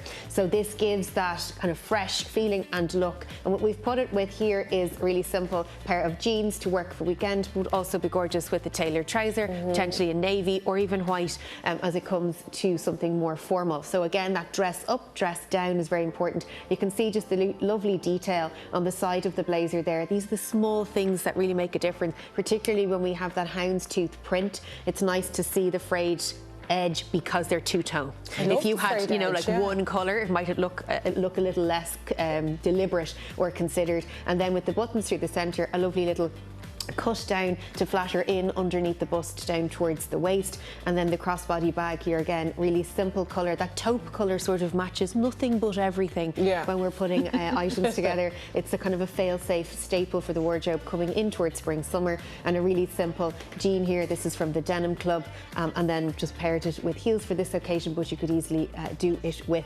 something more casual. And then we've gone with a pair of sunglasses as well. So all eventualities covered in the accessories in the store and indeed online. So their options are there too. And another pop of green. Patrick's Day it is. here. You said it. Patrick's Day is around the corner. If you're looking for something festive or indeed something bright with those dual tones that tend to work really nicely for this time of the year, this is an option. Starting with the really simple twist earring, again available in store and on the website carrickdunn.com. And then we've popped it with a nice simple cut because the colour does the talking here. We've kept the cut simple. It's a really simple Palladoro jacket, and then we've popped the sweater with it just as an additional layer, because again, layering is a helpful when temperature is fluctuating a bit this time of the year. And we've gone for a simple white shirt with the button detail on it, gives that little bit of variety. So again, simple shirt, simple coat, nice button detail, different colours. It's a really cool button detail. Yeah, I love it. Coloured buttonholes as well, which is It just gives something extra to your everyday white shirt. Exactly. Do you know what I mean? And again, another example of this working well with a pair of tapered trousers if you wanted to have more of a occasion look. Crossbody bag, again in the navy, works great with denim. And as we mentioned earlier, navy is a good neutral as we come into spring summer, replacing the black neutral which we would be choosing typically for autumn winter. Again, just really easy and simple. Lots of bright colour, lots of variations of colour, even in the coat available on the website and indeed in the store. So you can kind of get that sense of spring is here, which is exactly what we're looking for. Really simple watch again from Night and Day, which are a brand stocked by Carrick Dunn. Again, you're finishing the look and good options for gifting with Mother's Day as well. And does that bag come in a few colourways as well? Yes, there is a huge selection of crossbody in particular bags on the website. What you can do is shorten it too and put it just under the arm if you prefer. Lots of colours in it, so you'll be easily able to mix and match your look to the I haven't seen a zip on a jean in so long. I love them. We were just really cute. We were talking about it behind the stage there, saying like what way will we use the boot, etc. Showing off the little bit of detail with the court shoe allows us to do that with the zip. So this is, again, more practical, but not sacrificing on colour.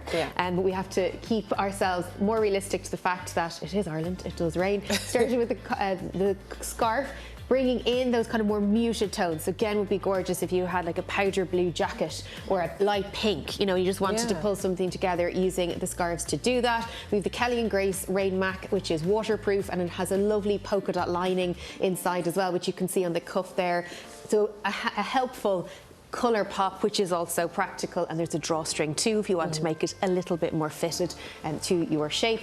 Underneath, we have a simple jumper with a really nice stripe through the arm just to give a little bit of difference. So again, a knit with a difference is useful. And I find the Kelly & Grace knits quite good to wash, which is an important point. If they can, sometimes you worry about quality of jumpers. I've washed them myself and find them really, really robust, which is great. And then we've gone with a really simple crossbody bag, which we'll see in a second. But we pull the navy out from the stripe to match with the bag, but there's lots of different options in that to really pull different tones through. And it'd be gorgeous even in a bright trouser to pull one of the colours from the sleeve. And then the butterfly print bag here, again quite sizable, which you want for all the bits and bobs that you might have. And then Denim Club jeans available again through the website and indeed in store. Everything is available in one section on the website as well. You'll see it if you visit. Yeah, and are they skinny jean or they are kind of a slim. So yes, we're seeing that now that we're moving slightly. I mean, skinny will always, it's the staple, isn't it? Yeah. But the slim is definitely the shape of the season, with bootleg being the trend piece. So skinny kind of the more staple, or sorry, excuse me, slim the more staple, skinny the classic, bootleg the trend. I'm happy to see it come back. I bought a pair of flare jeans the other day. Oh, they're flares. They're flares as well. And especially with like a court heel or something. Very smart. It's very cute. And a blazer. Yeah. We're on to something. Next time, you can show us all the flare jeans. Exactly. Thank you so much once again, Laura, and looking lovely and bright as well in your own outfit today. Now, coming up, there's just too much telly to keep up with these days, so we'll be helping you narrow it down with the best on the box. See you in just a few minutes.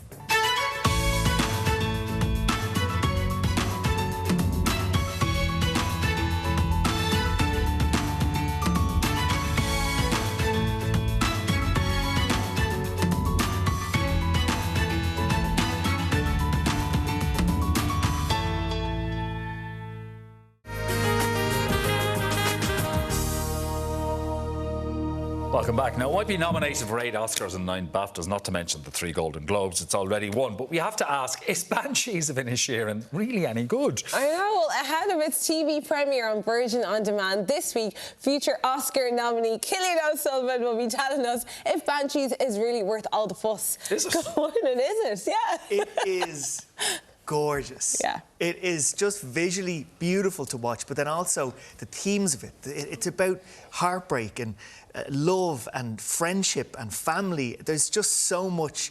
And then, aside from all that, Okay, I can see how some people mightn't be into it because this is not a Michael Bay movie. There's no bells and whistles and it's not fast-paced. It is a slower movie, but it's a slow movie, and that's okay in the same way that a cruise along the River Shannon is a slow cruise, and that's okay as well because it gives you the time to enjoy the scenes. The scenes don't have to come to the conclusion straight away. You don't have to get to the end of the conversation quickly to get the point across. It's not just exhibition, or it's not just getting dialogue out there.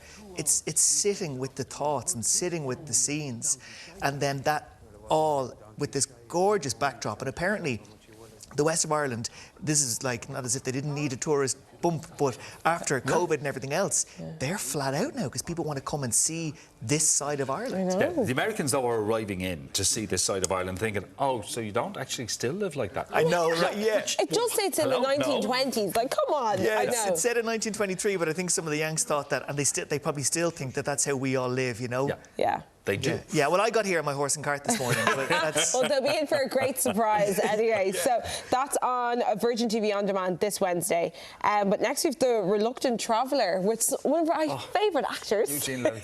He's just great. This man has been a comedic genius for years. Improv is kind of where he came from originally. And of course, people will know him, kind of a new generation will know him now from Schitt's Creek, which he co-wrote with his son. But another generation will know him from American Pie. Meet the Fockers. Meet the Fockers. He is great on camera, and apparently I was listening to him on a podcast, the Smartless podcast this week, and Apple TV pitched this.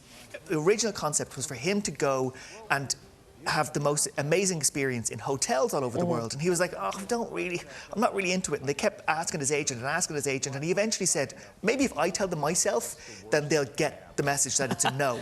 So he got on the call with these Apple execs, and they were like, why don't you want to do it? And he was like, oh, it's the this and it's the that, and I don't need to see this. And he didn't realise what he was doing was pitching a new show, because then when that call ended, they phoned back an hour later and said, right, new show, it's The Reluctant Traveller. We're going to put you in all of these environments and you're going to just be you. And he, of course, gets to experience something like of the most amazing things the world has to offer. And it's all through the prism of this man who kind of on some level would rather just be inside with a... He's a fan of the indoors. He's probably a bit of... he loves the indoors. Yeah.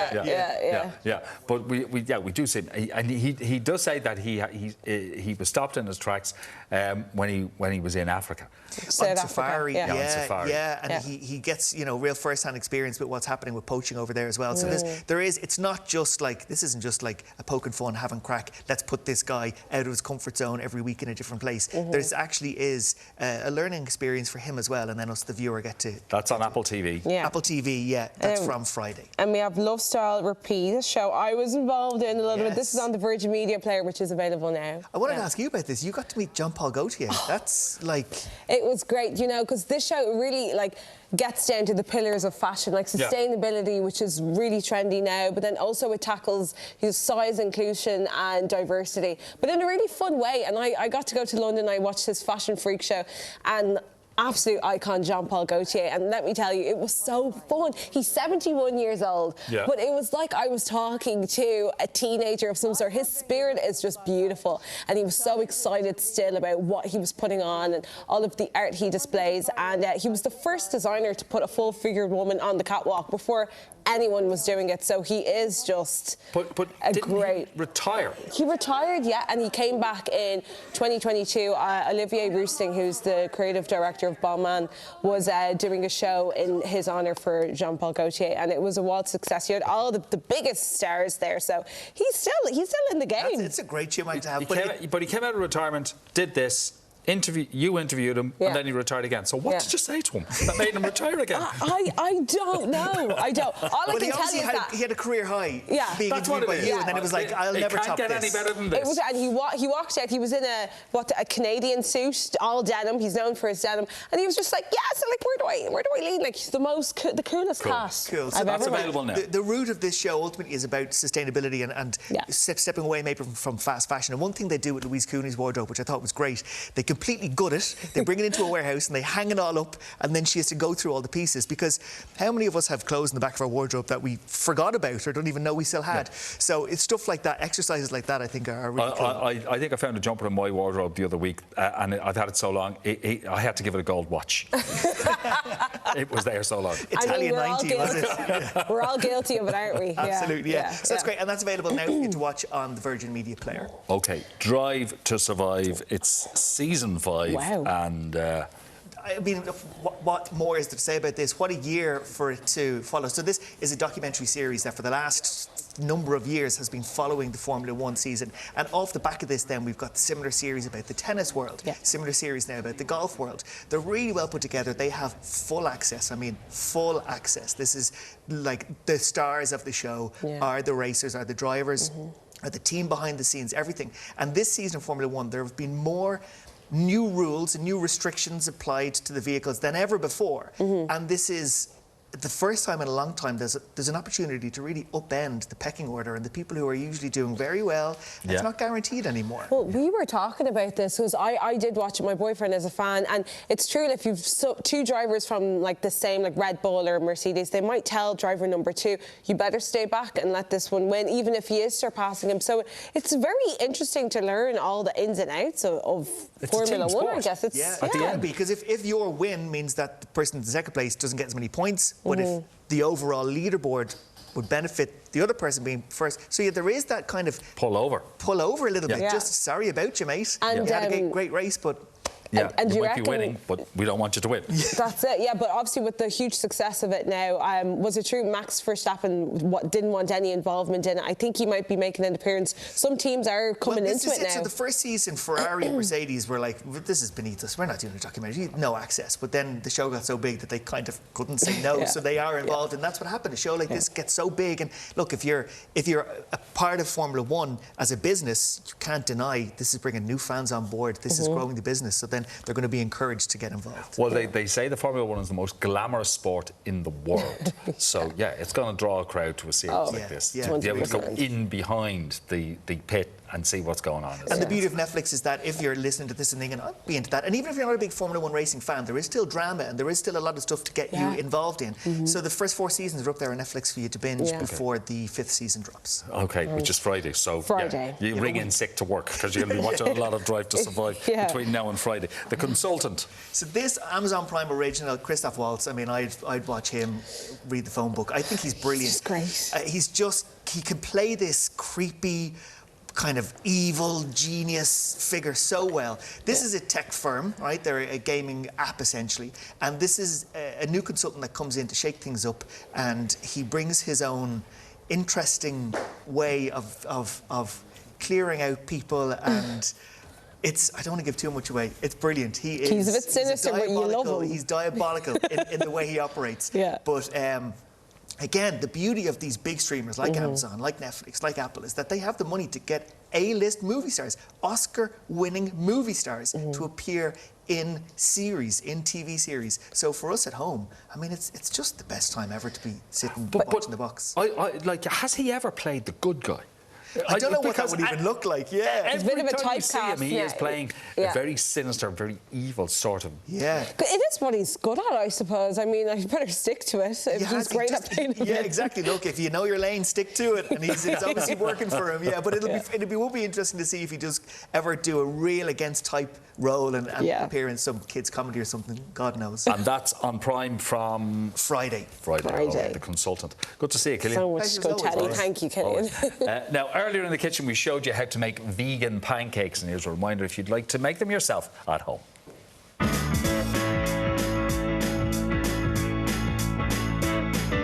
Blend your oats, milk, bananas and baking powder and refrigerate for half an hour. Scoop a soup ladle size onto a non-stick frying pan.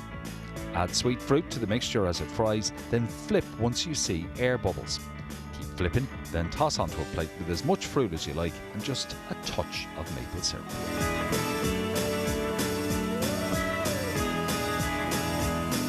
On Monday's Ireland AM, we'll be rounding up all the major winners from tonight's glitzy BAFTA Awards. Plus, award-winning journalist Kathy Kavanagh details how she began to heal after suffering several miscarriages. Also, we meet the man who overcame bribes, spies and German gangsters to expose a multi-billion euro scam.